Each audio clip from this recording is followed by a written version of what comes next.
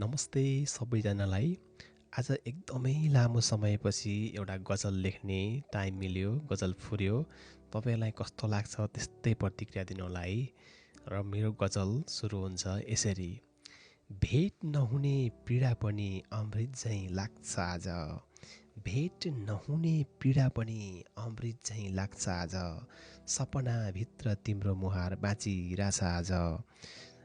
सपनाभित्र तिम्रो मुहार बाँचिरहेछ आज। मनको गल्ली सुनसान छ, आवाज छैन कुनै।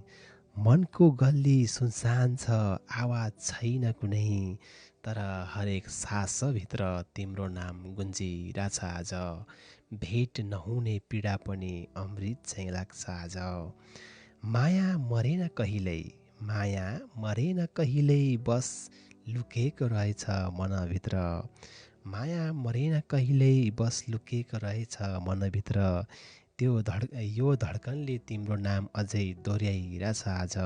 सपनाभित्र तिम्रो मुहार बाँचिरहेछ आज। पछ्याउँदै जाँदा स्मृतिका पदचापहरू फेरि। पछ्याउँदै जाँदा स्मृतिका पदचापहरू फेरि। रगत जस्तो रङले तिम्रो कथा लेखिरहेछ आज। भेट नहुने पीडा पनि अमृत झैँ लाग्छ आज।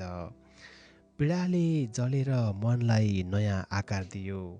पीडाले जलेर मनलाई नयाँ आकार दियो। अझै तिम्रो मायाको चिसो बतास चलिरहेछ आज। भेट नहुने पीडा पनि अमृत झैँ लाग्छ आज। सपनाभित्र तिम्रो मुहार बाँचिरहेछ आज। यो गजलको अन्तिम शेर। पीडाले जलेर मनलाई नयाँ आकार दियो। अझै पनि तिम्रो मायाको चिसो बतास चलिरहेछ आज। अनि यो गजलको फर्स्ट शेर। भेट नहुने पीडा पनि अमृत झैँ लाग्छ आज। सपनाभित्र तिम्रो मुहार बाँचिरहेछ आज। Thank you so much.